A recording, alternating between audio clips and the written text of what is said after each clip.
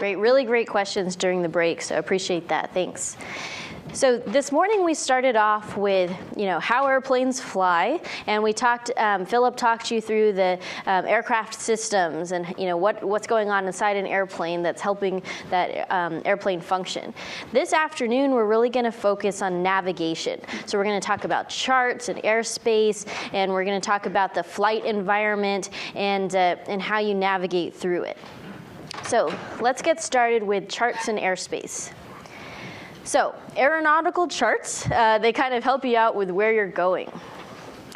So there are actually a number of electronic charts. So there are a couple of websites. So skyvector.com is a great website that shows these charts. There's a search bar, so you can type in an airport, for example, and it'll zoom right in to that chart. You can also get some apps, and I'm going to pass around my iPad. There's a program called ForeFlight. So how many people have used ForeFlight before? So just a handful of you. So there are a lot of different software, and Garmin has great software too. Not really recommending any over the other, but this just happens to be on my iPad. I take this with me when I go flying, and so I have the app pulled up, so you can basically move around and look at the map. And then I have a physical map that I'll also pass around.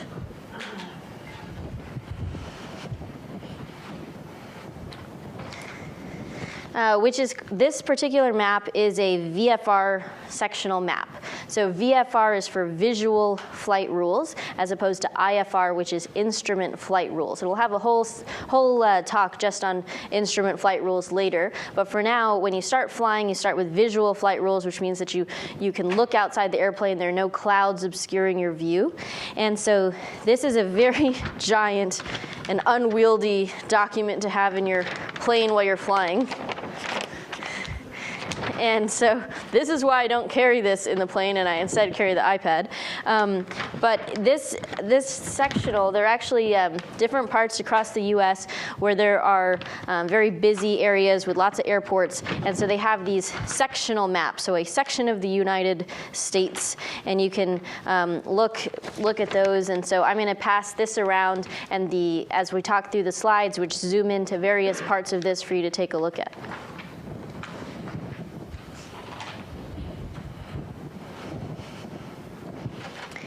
Okay, so I think the most important part of the sectional chart is the legend, and it basically answers all the questions that you're going to get on your exam about it, which asks you what all of these different doohickeys are. So we'll zoom into a particular part. So this is about an airport. So there's a lot of different data contained, and it can be a little bit overwhelming. So when you look at that chunk of text and data, you really can just look at a sectional chart's legend to tell you what all of that means. So this is the chunk of text, numbers, and letters that you would see on a sectional chart. And then over here, it explains what they are.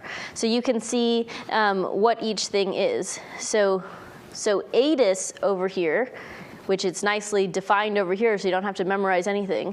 Automatic Terminal Information Service, the ATIS, which is what provides weather information. We'll have a whole talk just about weather information and radar, comms, and air traffic control.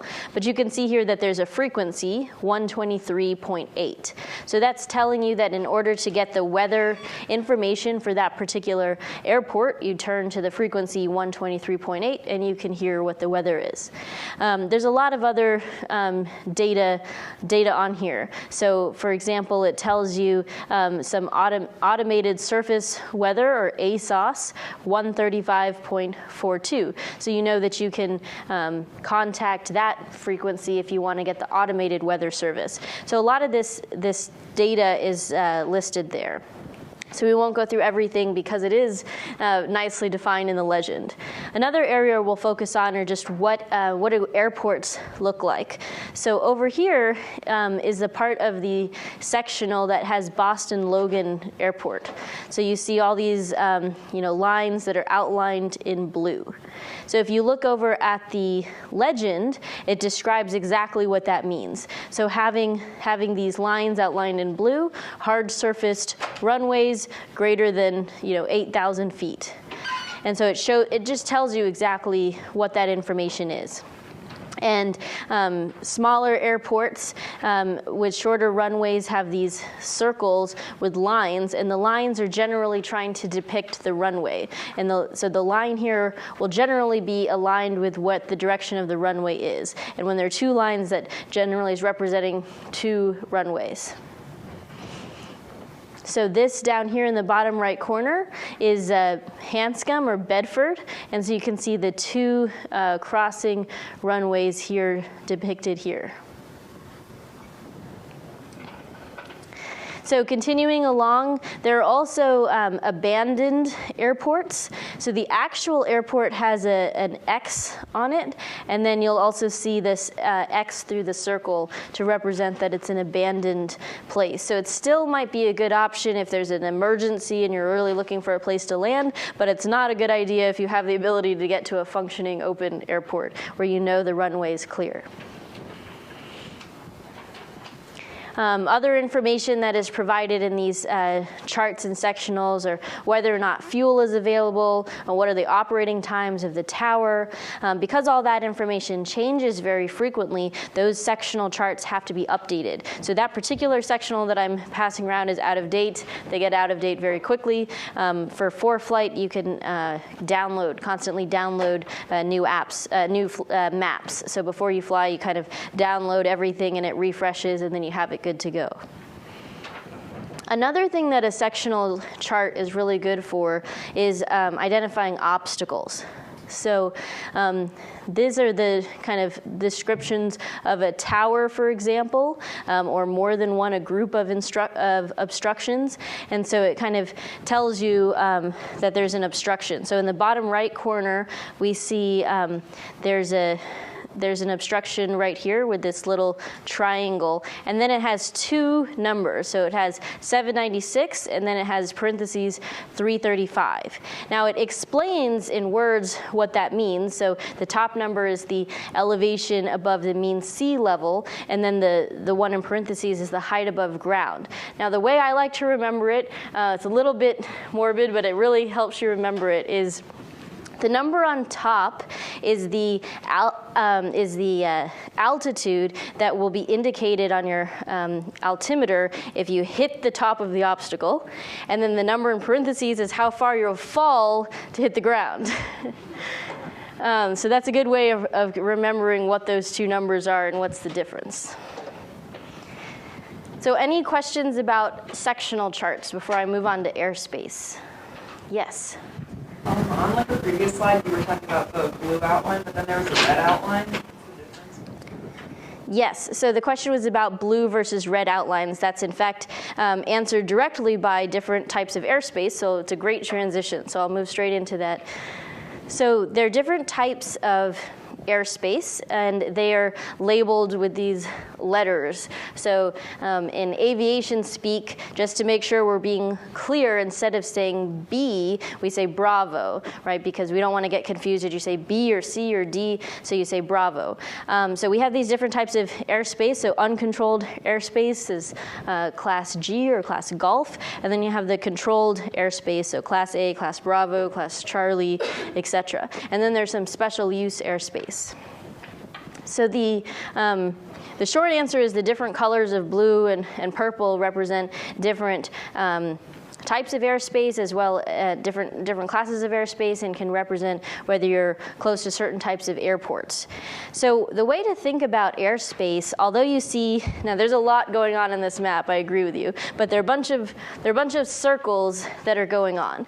Well, one thing to keep in mind is that each circle is actually operating at a particular elevation.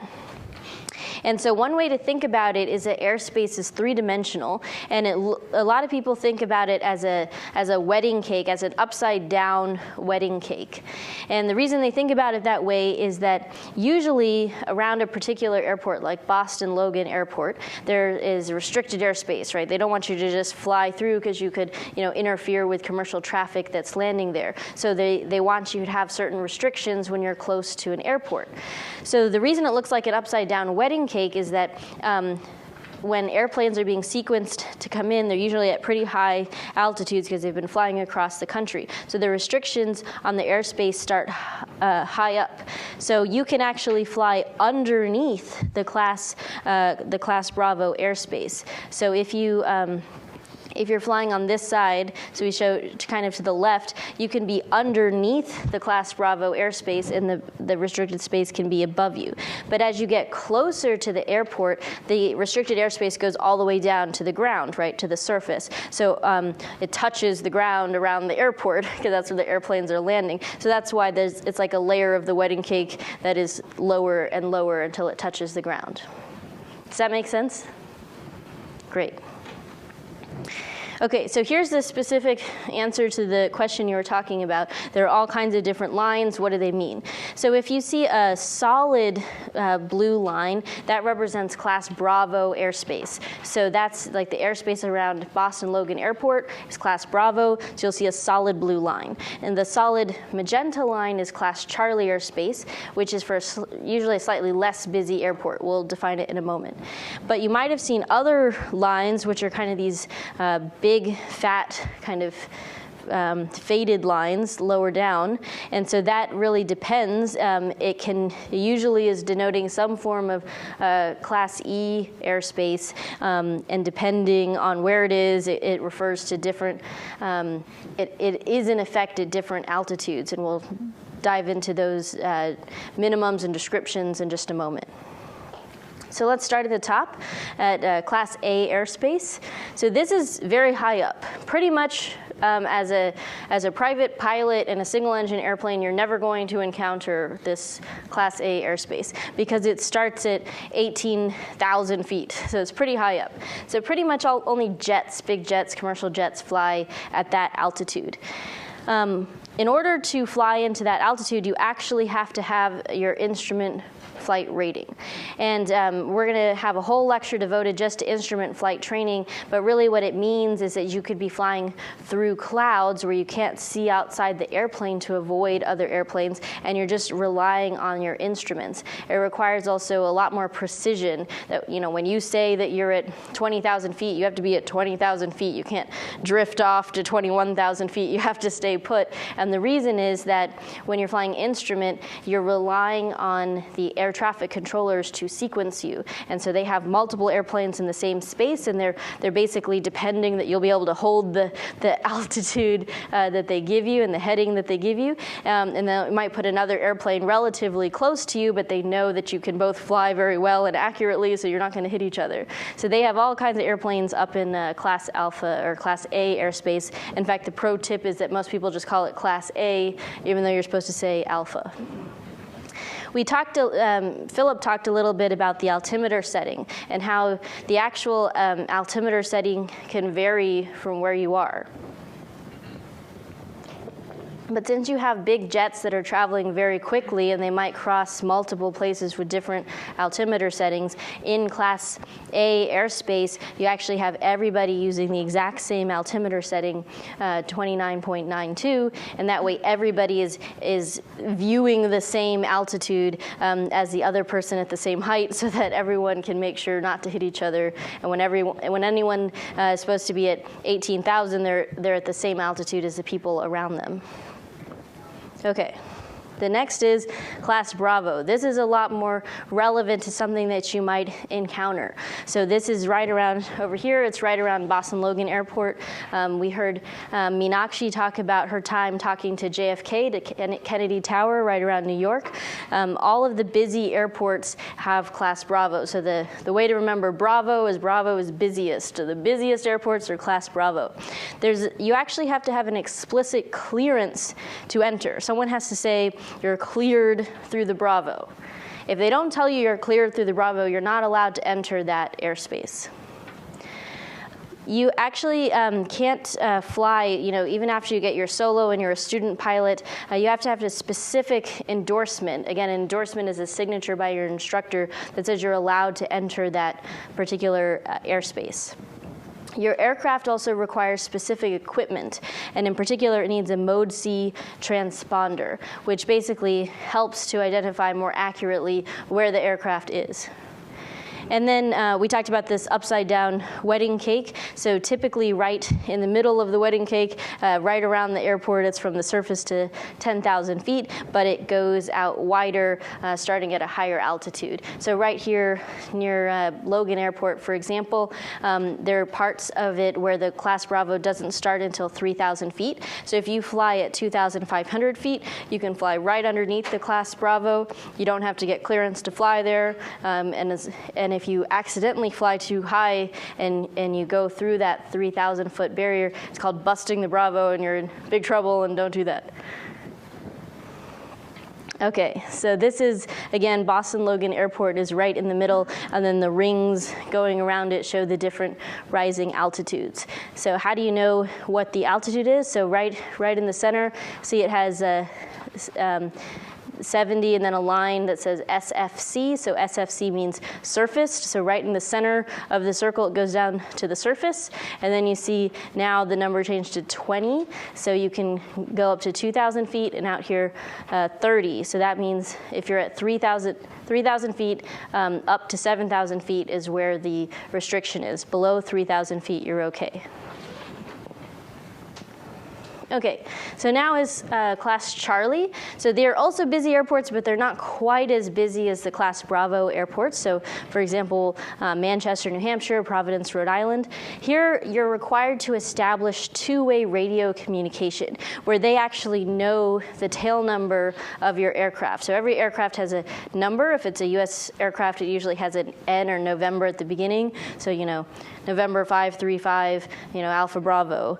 And so you actually have to say what your tail number is. So in this example, 808 Whiskey Tango. But if you just say, I'm an aircraft 5 miles to the south, they don't know you, they haven't identified you in particular, so that doesn't count as establishing the two-way communication. But once you have established two-way communication with the controller, you can enter without a specific clearance to enter the Class Charlie airspace. So here's an example of that. So we have the airport in the middle, and now we have magenta lines instead of blue lines because it's a Class Charlie airspace instead of Class Bravo airspace. So Class Delta, one of the airports we've been talking about, Hanscom, also known as Bedford, is a Class Delta airport. And so here you have to establish two-way radio communication as well. It's indicated by a dashed blue line. So this is an example of Worcester Airport, and you can see the dashed blue circle around the airport. Okay.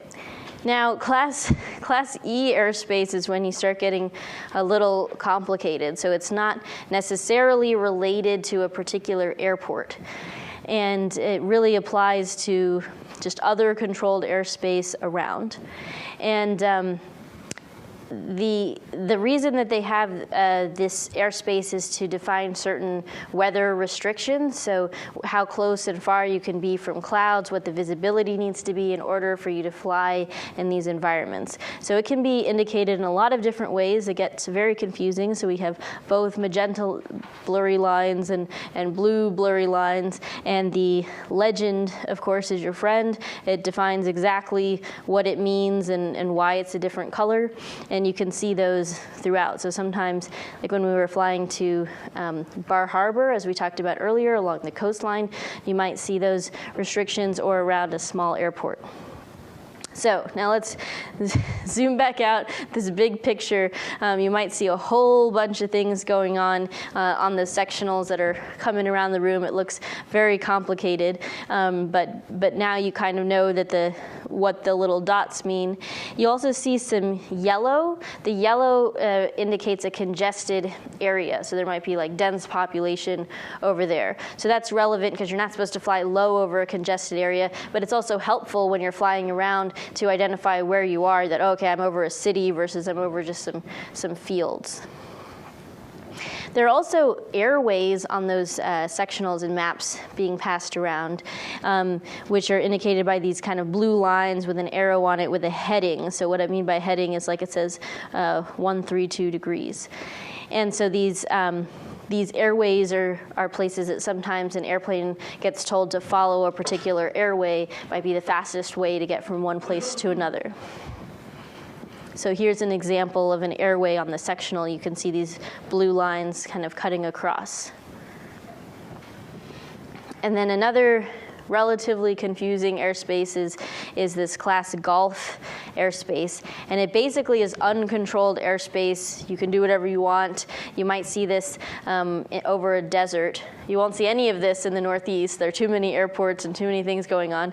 But in the middle of the country or in certain places that are not as populated, you'll see this uncontrolled airspace, and you can do whatever you want. So the memory aid here is Golf means go for it.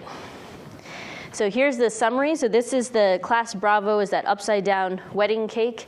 And then you get class Charlie, class Delta, and then class E is kind of everywhere. That doesn't have other restrictions. And then class Golf is unrestricted. Now, each of those types of airspace, so A, B, C, D, they all have some specific requirements associated with them. So, for example, we talked about in Class A airspace, you have to be instrument rated. In Class B airspace, you might need to get, Class Bravo airspace, you might need to get a special endorsement to be able to fly there. Then the entry requirements. So Class Golf is go for it. You can fly in Class Golf airspace without talking to anyone about anything. You just take off and you fly. Whereas we talked about, for example, Class Bravo, where you need explicit clearance to enter the airspace. And then come all of the visibility or minimums, as they talk about. These are prime candidates for the FAA exam, because they're just things you basically have to remember. So Class A airspace, you already have to have an instrument rating, which means, hey, there can be instrument conditions, which means it can be cloudy, you could be flying in a cloud, so there's no specific visibility requirement. There could be zero visibility and you could be flying. So that's why it says NA for all of the Class A visibility. But on the other ones, there are some more restrictions. And so they might, want to, for example, when you're in Class Bravo airspace, you have to remain clear of clouds. The reason that they don't have a more stringent restriction, that you have to be 1,000 miles away from a cloud, is because they're really watching everybody in that airspace and moving them around, so they can generally make sure that there isn't an airplane in a cloud that's about to pop out and hit you. You're already aware of all the other aircraft. Whereas when you have less control, and they're not air traffic controllers necessarily talking to everyone, they want to make you stay farther away from a cloud, because if you're in a cloud, if you're near a cloud, you may not see an aircraft that's on the other side of the cloud, and then you could have a collision. So there's also a fair amount of special use airspace. So there are restricted areas. A lot of the restricted areas, oh yes, go ahead. It's a basic question. How do you know how far you are from a cloud? That's a great question. How do you know how far you are from a cloud? There's no good way to know. You're just supposed to guesstimate really by looking outside the window and looking at the cloud. If you're near an airport, then you might know what the runway length is, so you can use that to kind of gauge distances, but there isn't a hard and fast rule of knowing how far you are from a cloud. What do you do? Well, clear of clouds is really easy. You just don't go in the cloud. I would say there's not a very good way of knowing whether you're 1,000 feet or 2,000 feet away from a cloud. In general, I use those as guidance that, okay, I should basically stay as far away from the clouds as possible. So if there's a cloud near me, I'll turn off course. Whereas if it's just clear of clouds, I'm willing to come right underneath that cloud. Good question. Okay, so restricted areas. So some restricted areas are either hot or on, or they're cold and they're not active. So you only have to avoid a restricted area if it's hot. So if you're already in communication with air traffic control, you can just ask them if a particular restricted area is active or not. There are also some prohibited areas, like over presidents' houses. And then there are temporary flight restrictions, or TFRs. And they can be very complicated. We'll talk about a couple in particular. So around a stadium, you're not supposed to fly there. Around Disney World, you're not supposed to fly low over Disney World. And sometimes if the president is traveling somewhere, there'll be a temporary flight restriction. It might not tell you that it's the president. It might just say, you know, a VIP is in the area, so you're not allowed to fly. And then there's certain areas that you just have to proceed with caution, but you're allowed to enter. So alert areas, military operation areas, and other warning areas. So you just want to be alert, especially alert when you're in those spaces. And then again, you have a whole bunch more blue and magenta lines that mean different things that basically describe all of the different types of environments that we talked about. So I think the one you're most likely to encounter is this one that's very close to Minuteman Airport. So this is really just west of Hanscom. There's a small area there. It's not usually active, but if it is, it's one that you want to keep an eye out. And then we talked about TFRs, the temporary flight restrictions. There's some that are unpublished, so over stadiums or over football games. Sometimes you won't see those published in advance, but in general, it's a good idea to be aware when you're going over a stadium not to be too low over it. There are a lot of different resources to dive in. We already talked about SkyVector. There are a bunch of different options here, and we're seeing that going around. Just so I can see where it is, who has the iPad? Oh, that made its way pretty far, and then the sectional I see over there. So we'll keep it passing around all afternoon. So just a couple practice questions to keep us on our toes. Which statement about longitude and latitude is true?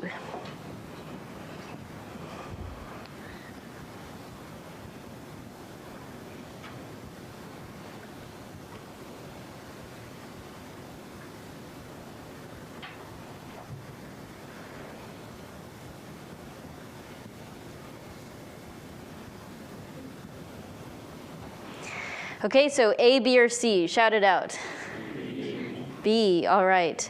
That's correct. One rule I have, a thumb that helps me, is that when you think of longitude versus latitude, which one goes in which direction?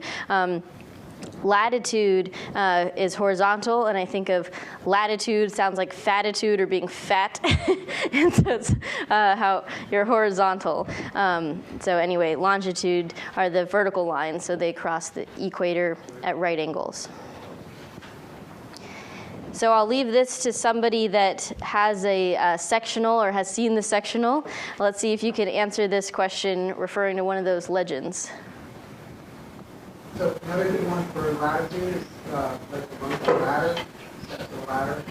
Oh, that's great. So in the back, we got another way of remembering latitude. So you said latitude sounds like a ladder, so it looks like steps of a ladder. So that's why they're horizontal. That's a great idea. Thanks. Also, longitude goes the long way around. Latitude sometimes gets short. Yeah, so that was that longitude goes the long way around, whereas latitude sometimes, especially at the poles, is shorter. Good, very good ones. Thanks.